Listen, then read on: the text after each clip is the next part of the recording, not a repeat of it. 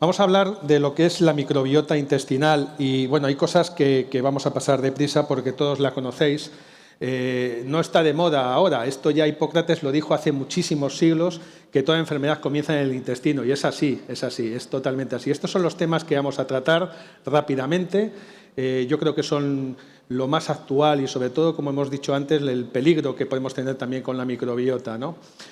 Con respecto a la microbiota, aquí esta diapositiva es la más importante de todas. Aquí digo lo que realmente debe ser una microbiota saludable, que es numerosa, muy diversa y dinámica, es decir, diversa, la clave es diversa. Cuanto más bichitos tengamos, mejor.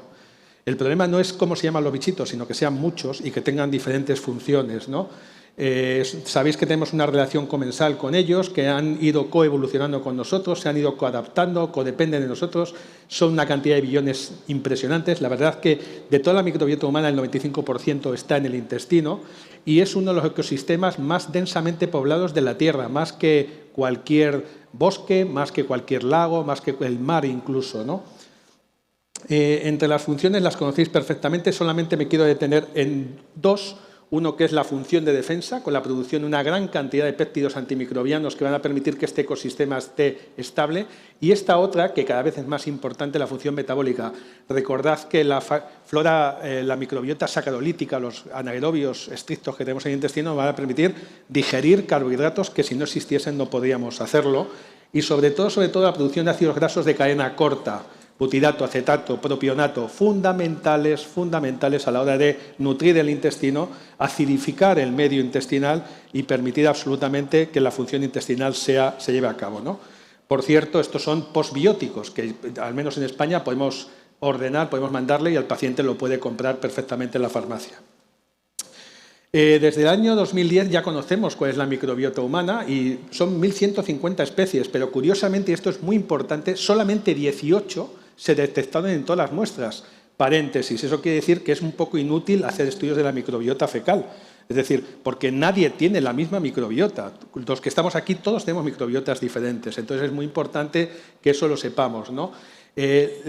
La cantidad de bacterias de cada tipo, el porcentaje mayor son los firmicutes, 60%, el bacteroidetes son hasta el 40% y las actinobacterias serían el 10%. Mucho más importante es el tema del metagenoma. Cuando se ha estudiado lo que son los genes que tenemos en el intestino, la mayoría son bacterianos, tenemos más de 3 millones de genes bacterianos en el intestino. Para que os hagáis una idea, el ser humano tiene 20.000 genes. O sea, fijaros la cantidad de genes que tenemos y además, si os fijáis, aquí arriba la línea azul son los genes intestinales de las bacterias y la línea naranja son los genes humanos. Realmente tenemos muchas más funciones metabólicas debidas a las bacterias que al propio cuerpo. Es decir, que nuestras bacterias que conviven con nosotros en el intestino son las responsables de casi todas las funciones metabólicas que llevamos a cabo en el tubo digestivo y en el cuerpo en general. Con respecto a los factores que influyen en su desarrollo y el mantenimiento, esto tenemos que pensar siempre en el modelo ecológico. No sé si lo conocéis, es para estudiar cómo viven actividades de microorganismos complejos, un bosque, el mar, etcétera. Tenemos que ver esto que se llama modelo ecológico, que es un modelo conceptual, un modelo de biología, que simplemente lo que dice es que cuanto más diversidad, cuanto más riqueza, más capacidad funcional y más estabilidad. Esa es la clave, insisto, más riqueza, más diversidad. Incluso cuando haya más bacterias de las que ya había, lo que vamos a permitir es que haya una estabilidad. Esa redundancia funcional lo que va a permitir es que haya más funciones más resistentes a un posible problema que pueda surgir. Por tanto, esa es la clave, la diversidad, la riqueza, más funciones y mejor.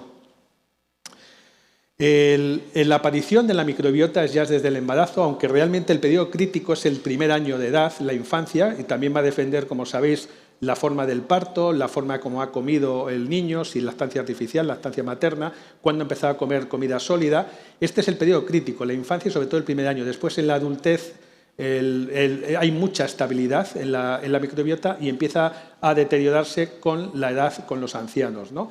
Van a influir muchos factores, lo que comemos, lo que no comemos, cómo vivimos, dónde vivimos y sobre todo la alimentación y, como vamos a ver, ciertos factores externos que pueden desequilibrar la microbiota, ¿no?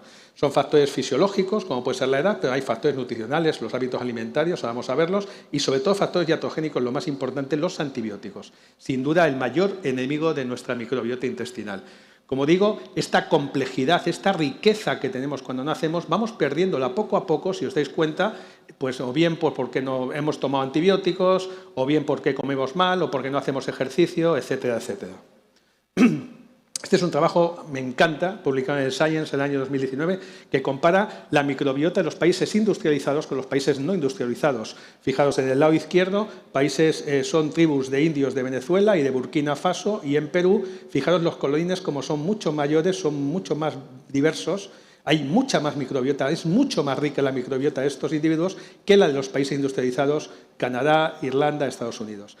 Y aquí lo dicen los autores, realmente la diferencia es porque en los países industrializados tenemos muchas sustancias químicas, comemos muy mal, comemos comida basura, tomamos mucha medicación, tomamos muchos antibióticos, nuestras madres no nos han dado de mamar, hemos tenido lactancia artificial, mientras que en los países tradicionales, la microbiota tradicional es justo lo contrario.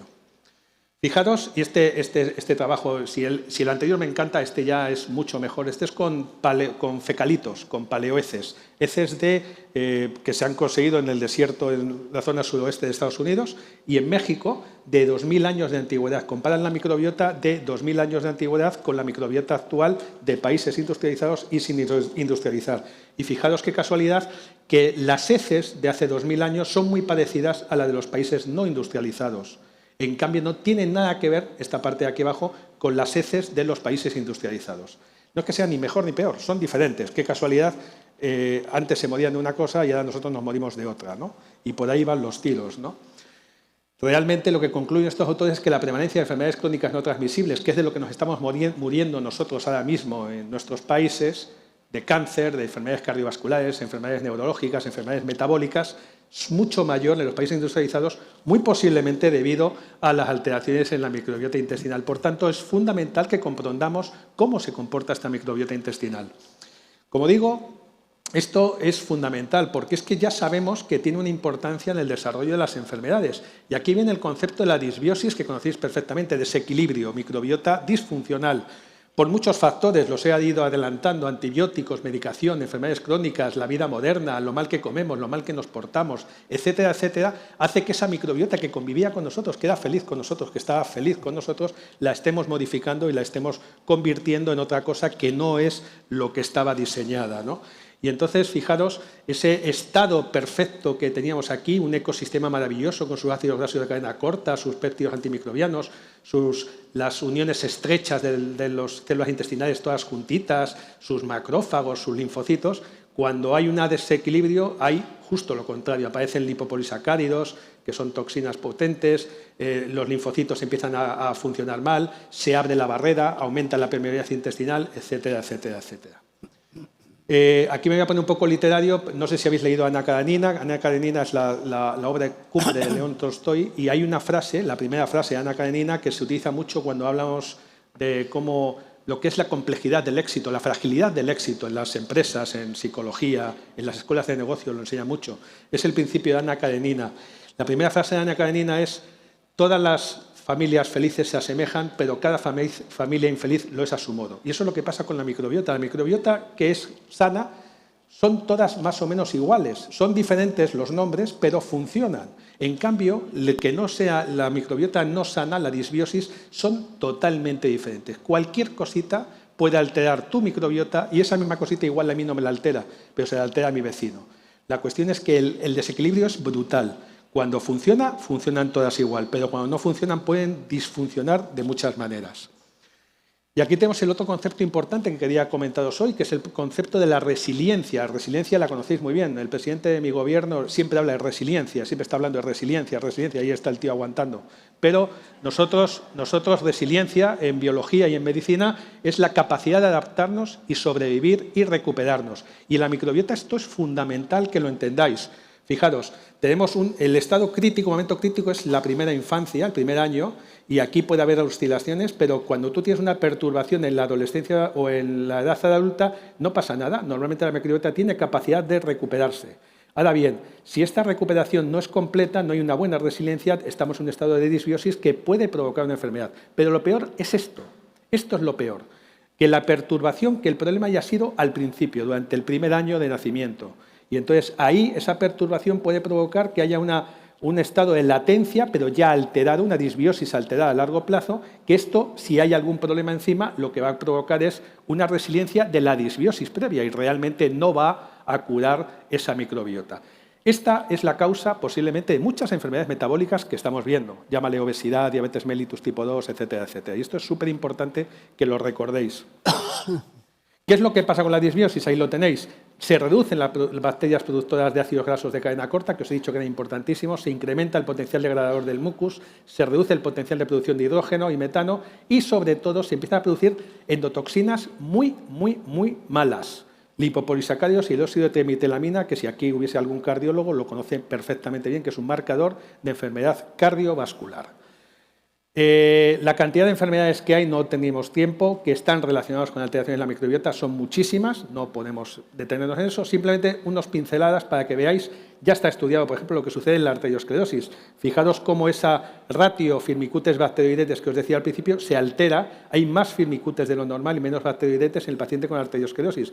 Qué casualidad, de lo mismo que pasa en los obesos. En los obesos aumentan los firmicutes y disminuyen los bacteroidetes. Es decir, sabemos cómo son las microbiotas de muchas enfermedades. Por cierto, esto es totalmente gratuito, podéis consultarlo cuando queráis. El Atlas de Microbiota, cada vez hay más enfermedades que podemos consultar.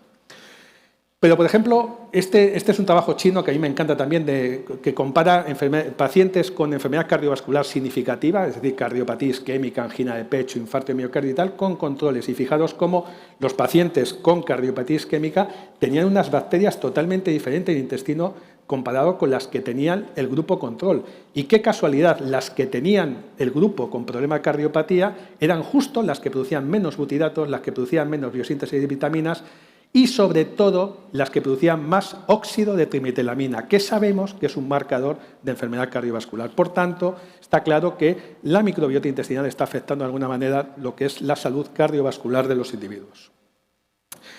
Bien, ¿cuál es el papel de la microbiota en la resistencia bacteriana? Esto es lo que te decía Alberto, este es el peligro que tenemos ahora mismo. Este es el peligro que es muy novedoso, antiguamente no éramos muy conscientes de ello y sí es lo que tenemos que pensar ahora.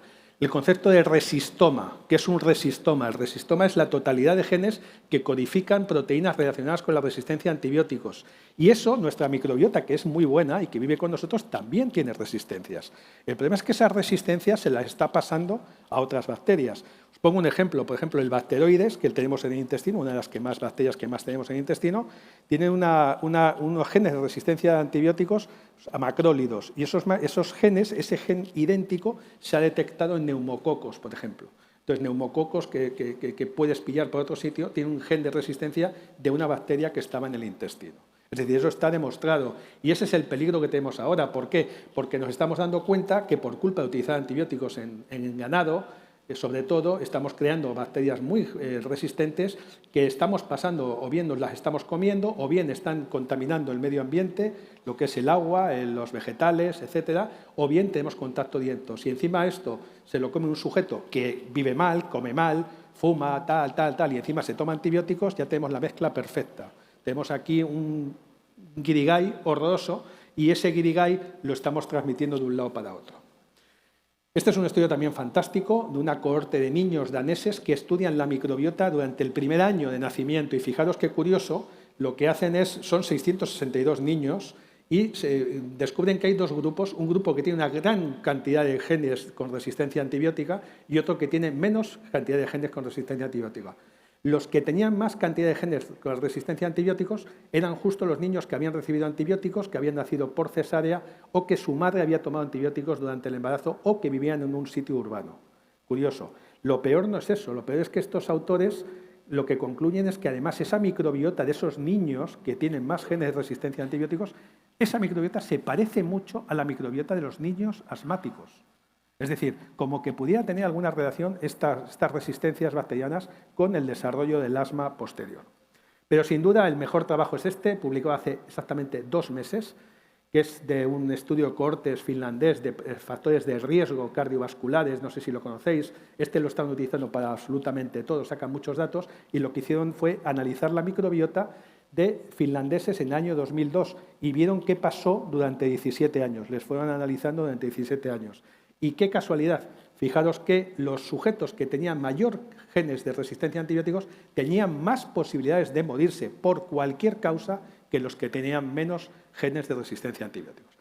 Tema muy serio y muy sorprendente, pero es muy importante que lo sepamos. Fijaros que la carga de genes de resistencia a antibiótico era impresionante, sobre todo en los hombres, cómo aumentaba las posibilidades de morirte por cualquier cosa, no de una infección, morirte de lo que sea, si tenías muchos genes de resistencia a antibióticos. Lo más curioso es que cuando analizan qué factores se relacionaban con esa cantidad de genes de resistencia a antibióticos, encontraron que fue dos cosas curiosísimas. Una, que comían muchas verduras, y la otra, que comían mucho pollo. Justo lo que os he dicho, que es por donde se están transmitiendo esas resistencias.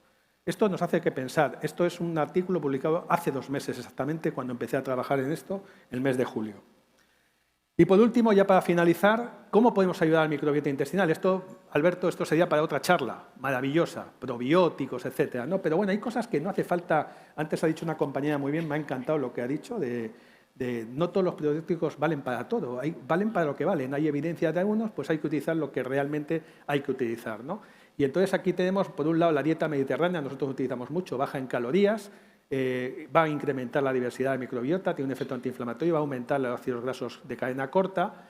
Y por otro lado tenemos el ejercicio físico, esto lo olvidamos. Los gastroenterólogos tenemos que mandar ejercicio físico siempre a nuestros pacientes. Lo han dicho antes, para el estreñimiento, pero para la dispepsia funcional, para el síndrome de intestino irritable, absolutamente todo el ejercicio regular nos vale, ¿no? Y aquí también, porque tiene un efecto antioxidante, nos produce un descenso de lipopolisacáridos, fijaros, aumenta los ácidos grasos de cadena corta, mejora ese ratio firmicutes bacteroidetes, en fin, de todo, ¿no? Evidentemente, no, esto en España está muy claro, yo creo que aquí también, los antibióticos cuantos menos mejor, solamente cuando realmente haya que utilizarlos, y por supuesto los probióticos, los posbióticos, trasplante de microbiota fecal y la fagoterapia, que sabéis que es la creación de bacterias específicas para poder, específicos para cargarse, para eliminar bacterias determinadas, ¿no?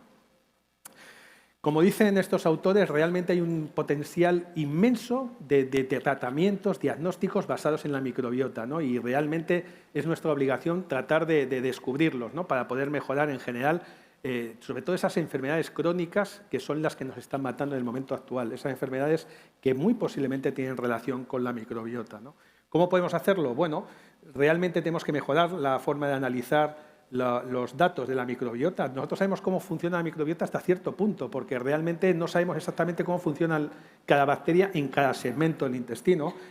Esto me parece fundamental, encontrar biomarcadores. Desconocemos biomarcadores, no sabemos determinar una cosa en un paciente para saber si la microbiota está bien o está mal. También, por otro lado, necesitamos modelos animales que nos permitan desarrollar todo esto. Y por último, una cosa muy, no sé si habéis visto estudios de probióticos y tal, no se parece ninguno, son todos diferentes, tienen unos sesgos tremendos. Teníamos que estandarizar todos los estudios de microbiota, estandarizar todos los estudios de probióticos para poder permitir que realmente nos valgan para algo. Muchas veces es muy difícil tener recomendaciones de utiliza esto o lo otro porque realmente la evidencia científica es muy escasa. Por tanto, y para finalizar, la microbiota intestinal es un factor fundamental en la salud. El deterioro estructural y funcional de la microbiota intestinal puede condicionar la morbilidad. El mantenimiento de la microbiota intestinal estable depende de la capacidad de resiliencia. Es fundamental un correcto... Esto de la resiliencia, acordaros de eso, cada vez está más importante. Es muy importante recordar que la resiliencia también vale para la microbiota. Es fundamental un correcto estado nutricional, una dieta sana, ejercicio regular, que la gente se porte bien, que sea feliz, lo que decimos los médicos a todo el mundo. Como objetivos futuros, que era una de las preguntas que se me hacían para preparar esta charla, definir las conexiones entre la microbiota y sus metabolitos es fundamental, estamos en ello.